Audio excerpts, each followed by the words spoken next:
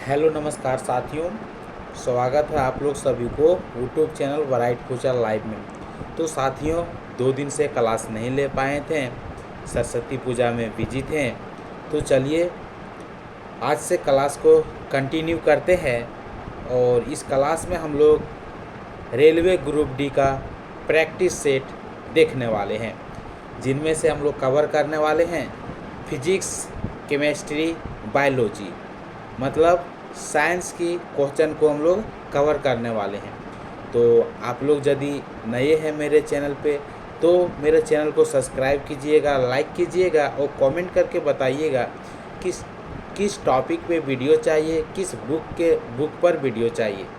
तो इस क्लास में हम लोग डिस्कस कर रहे हैं रुक्मणी पब्लिकेशन बुक का, और इसमें से हम लोग देख रहे हैं कि टेस्ट सीरीज जो है सो आज की क्लास 2 है। पहला टेस्ट सीरीज हम लोग लगा चुके हैं। तो चलिए हम लोग डिस्कस करते हैं और इसमें हम लोग क्या करने वाले हैं। इसमें से जो क्वेश्चन पूछा जाता है रेलवे ग्रुप डी में, तो आप किसी भी एग्ज़ाम की तैयारी कर रहे हैं, जैसे एसएससी जीडी हो गया, किसी भी एग्ज़ाम की तैयारी कर रहे हैं, क्वेश्चन से रिलेटेड यानी कि क्वेश्चन से जो ऑप्शन बनता है उसके रिलेटेड से भी क्वेश्चन पूछा जाता है। ये नहीं कि इसमें से होता है कि प्रैक्टिस सेट जो होती है उसमें से सिर्फ आप लोग को जांच करने के लिए दिया जाता है कि आप लोग कितना तैयारी किए हैं। तो हम लोग जांच करने के साथ साथ में यानी प्रैक्टिस करने के साथ साथ में हम लोग क्या करेंगे, साथ में डिटेल में कवर करने वाले हैं जो भी क्वेश्चन आगे पीछे से बन सकता है। तो चलिए स्टार्ट करते हैं क्लास को। पहला क्वेश्चन है, निम्नलिखित में से किसकी विद्युत चुम्बकीय तरंगों की तरंगदैर्घ्य जो होती है वह सबसे लंबी होती है। तो ध्यान रखिएगा, इस टाइप का क्वेश्चन एग्जाम में पूछा जाता है और देखने को मिलता है। तो इसका आंसर जो हो जाएगा आवरक किरणें हो जाएगा। क्वेश्चन पूछा जाता है कि निम्नलिखित में से किसकी विद्युत चुम्बकीय तरंगों की तरंगदैर्घ्य जो होती है वह सबसे लंबी होती है, तो इंफ्रारेड की होती है। तो ऑप्शन नंबर डी इसका सही आंसर हो जाएगा। क्वेश्चन पूछ सकता है कि आवरक किरणें की खोज किसने किया था, तो इसका खोज जो किया था वह हार्शल ने किया था। किसने किया था, तो हार्शल ने किया था। आप लोग ध्यान रखिएगा। तो अगला क्वेश्चन पूछ सकता है जैसे पराबैंगनी किरण, तो इसका खोज किसने किया था, तो इसका खोज पराबैंगनी किरण की खोज रिटर ने किया था। ठीक इसी प्रकार से क्वेश्चन पूछ सकता है कि गामा किरण की खोज किसने किया था, तो गामा किरण की खोज बेकुरल ने किया था। तो जितना भी क्वेश्चन बन सकता है हम लोग डिटेल में कवर कर लिए, यानी कि इस टॉपिक से जो गामा किरण है, पराबैंगनी किरण है और प्रकाश किरण है, अवरक्त किरण है, इतना क्वेश्चन इससे बन सकता है। तो क्वेश्चन पूछ सकता है प्रकाश से लेकर कि प्रकाश की चाल जो होती है, प्रकाश की चाल सबसे अधिक किस में होती है, तो वायु की निर्वात में होती है। किस में होती है, वायु की निर्वात में होती है। और कितना होती है, तो 3 × 10⁸ मीटर पर सेकेंड होती है। अगला क्वेश्चन है विद्युत शक्ति की इकाई क्या होती है, तो विद्युत शक्ति की इकाई जो होती है वह वाट होती है। तो ऑप्शन नंबर बी इसका सही आंसर हो जाएगा। विद्युत धारा का एसआई मात्रक क्या होती है, तो विद्युत धारा का एसआई मात्रक जो होती है वह एम्पियर होती है।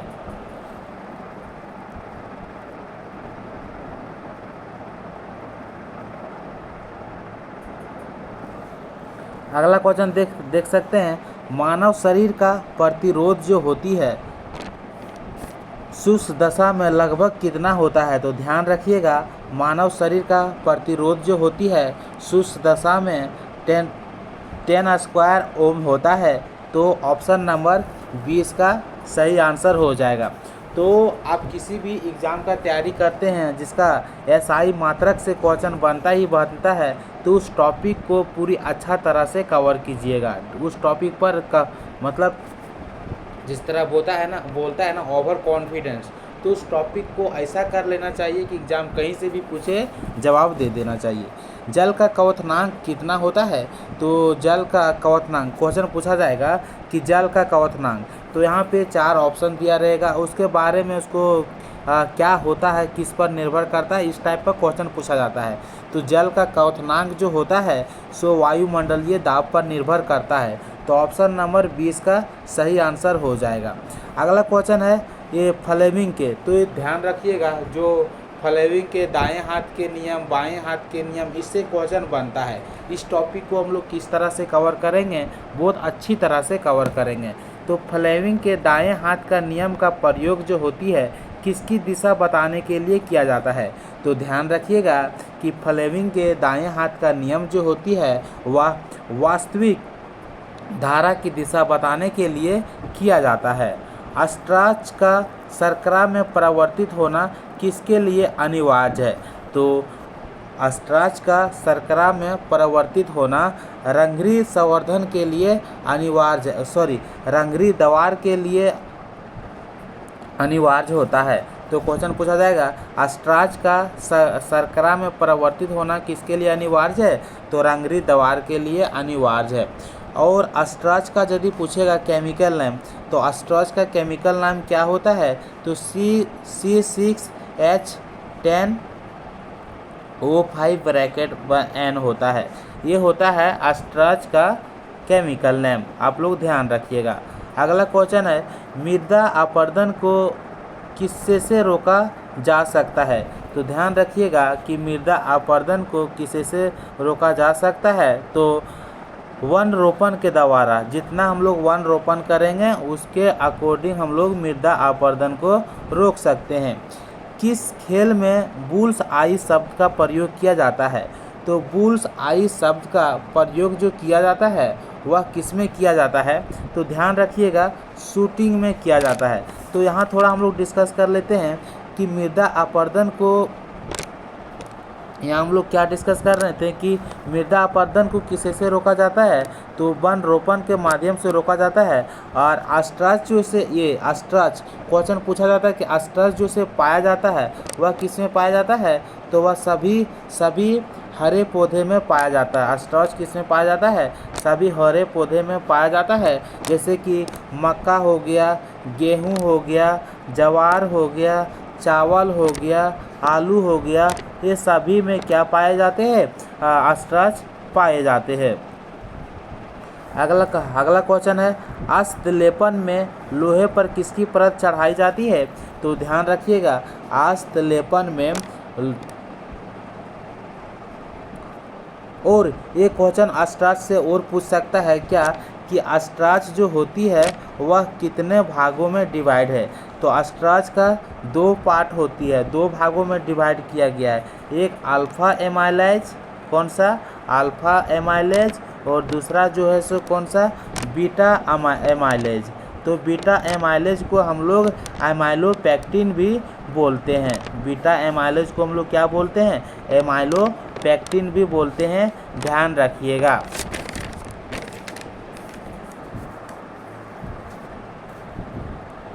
तो हम लोग शूटिंग शब्द तक आए थे। शूटिंग शब्द यानी कि बुल्स आई शब्द किसके लिए प्रयोग किया जाता है, शूटिंग शब्द। और पूछ सकता है कि शूटिंग शब्द से और कौन कौन सा शब्द प्रयुक्त होता है। तो ACP शब्द जो होती है, एक्शन वार्डन जो होती है, एक्शन वार्डन शब्द, बॉल्ड हो गया, बोरब्रास हो गया, ट्रैप हो गया, ये सारी शब्द जो है सो शूटिंग शब्द से है, ध्यान रखिएगा। इतना क्वेश्चन एग्जाम में क्वेश्चन पूछा जाता है, इसी स्टेप से पूछ सकता है।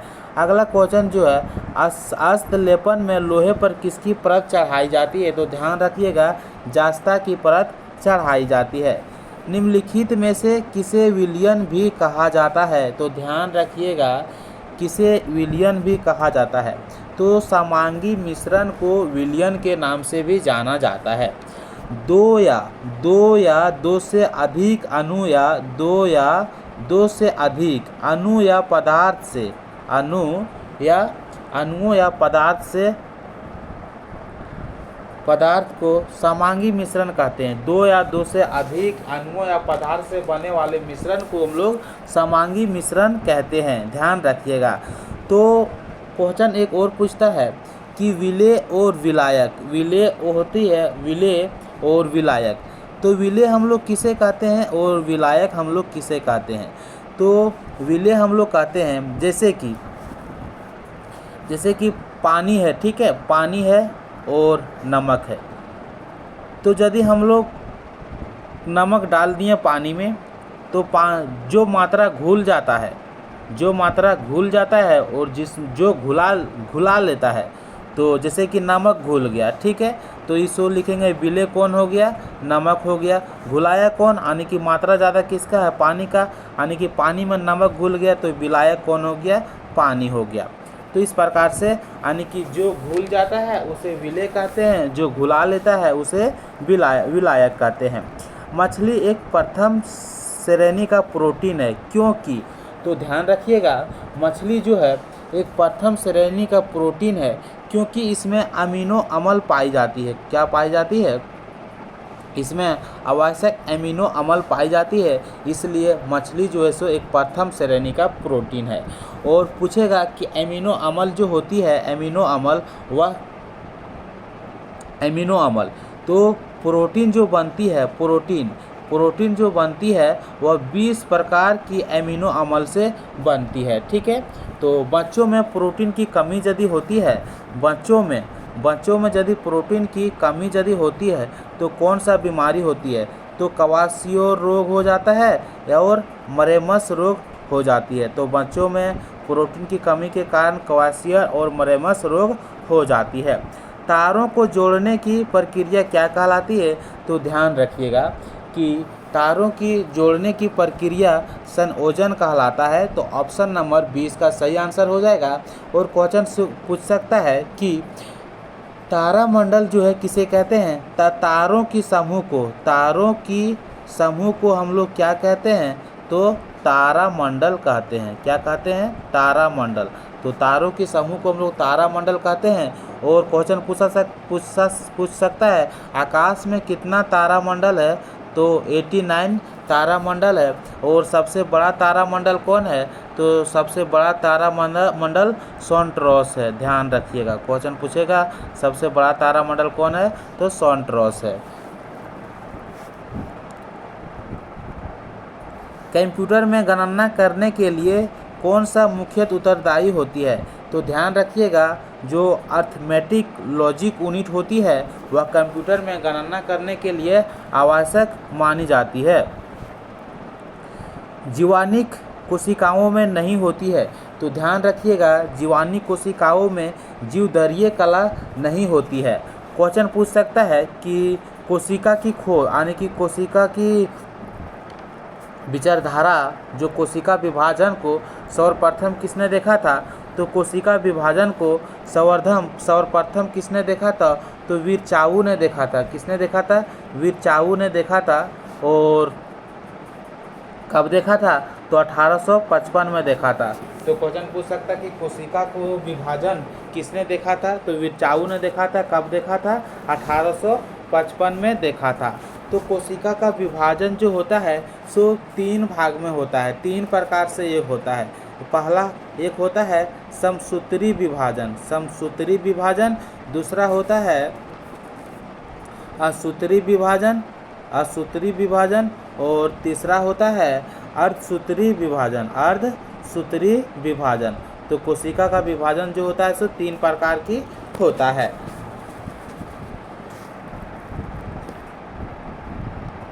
तो ठीक इसी प्रकार से जो प्रोटीन का फैक्ट्री जो कहा जाता है, किसे कहा जाता है?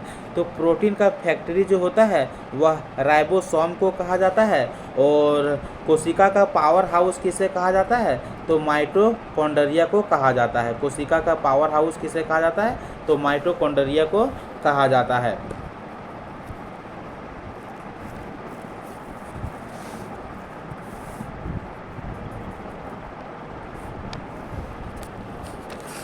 अगला क्वेश्चन है 15 नंबर का।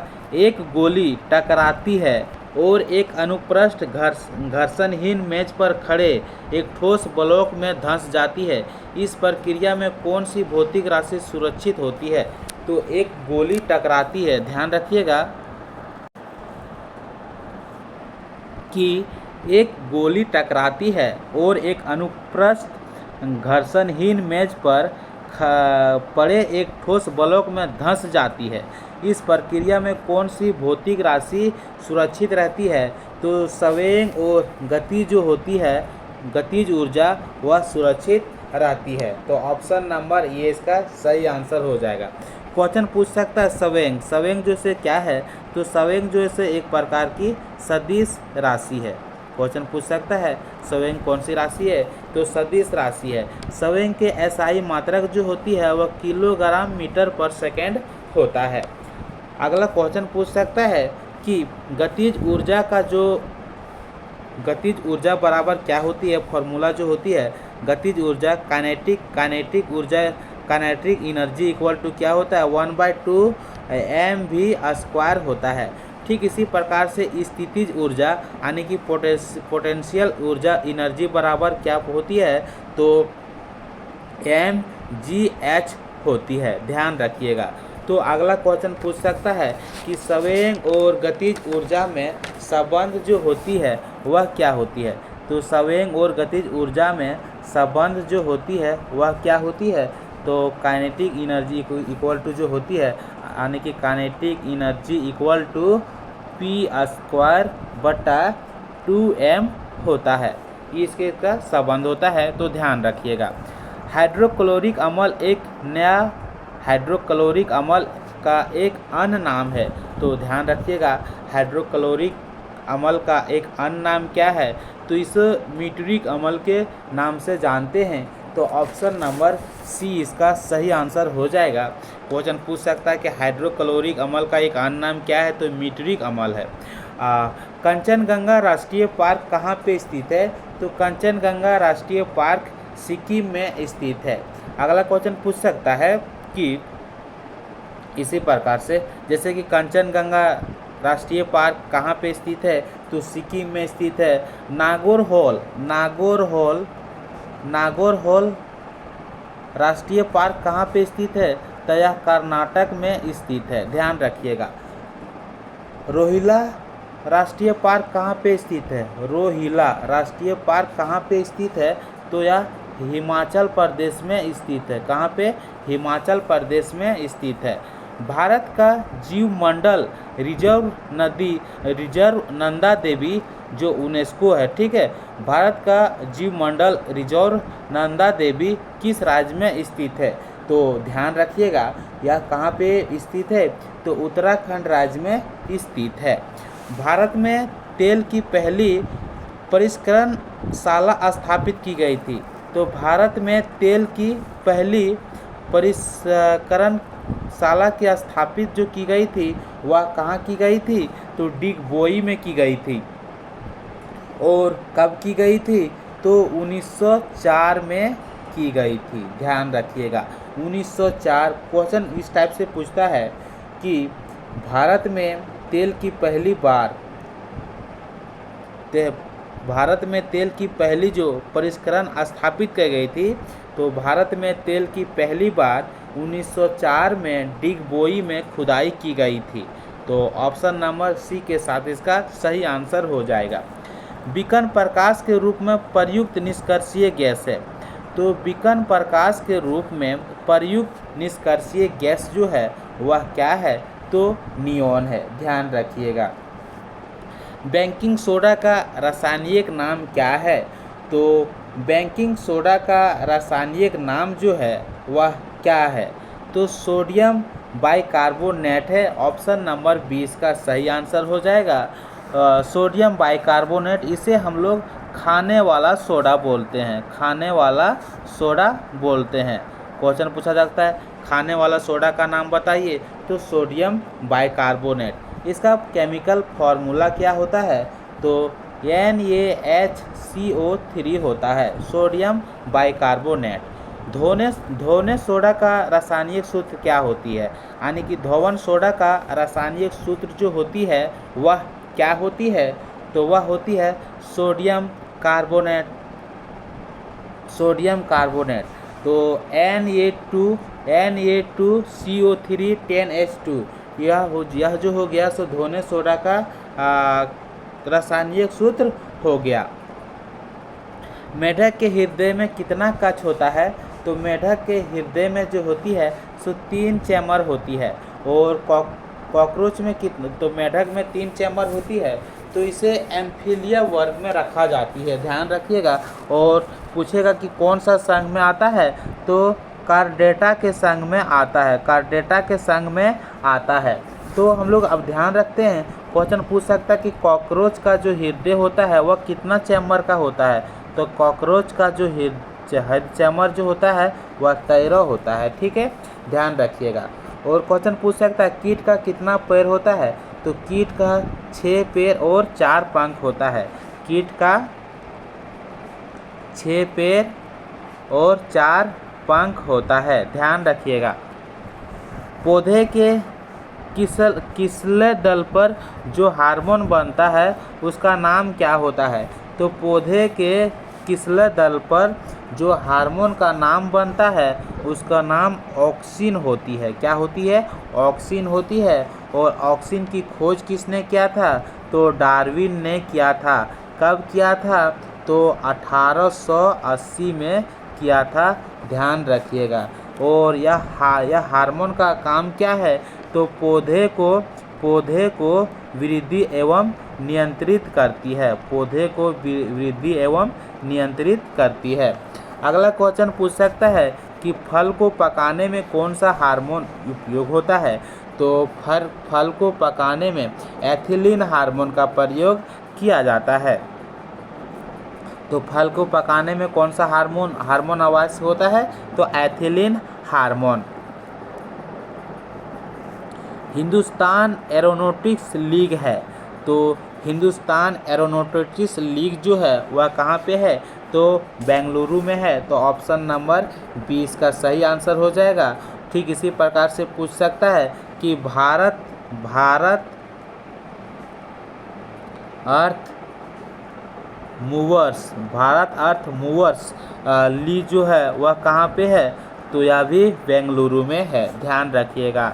अगला क्वेश्चन पूछ सकता है प्रथम एशियाई खेल का आयोजन कहाँ हुआ था, तो स्टैटिक जीके में जो प्रथम से रिलेटेड क्वेश्चन बनता है बहुत ही इम्पोर्टेंट होती है, वो आपको ध्यान रखना है। प्रथम एशियाई खेल का आयोजन कहाँ हुआ था, तो यह हुआ था भारत में हुआ था। और कब हुआ था, तो 1951 में हुआ था।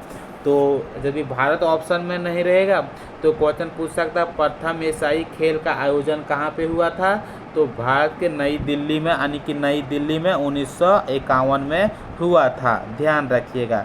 अगला क्वेश्चन है स्वाइन फ्लू की वजह है, तो स्वाइन फ्लू की वजह जो है वह क्या है, तो इबोला वायरस जनित रोग है, इबोला वायरस जनित रोग है। तो क्वेश्चन किस प्रकार से पूछ सकता है कि स्वाइन फ्लू की वजह क्या है, तो वायरस है, कौन सा वायरस है, इबोला वायरस जनित रोग है।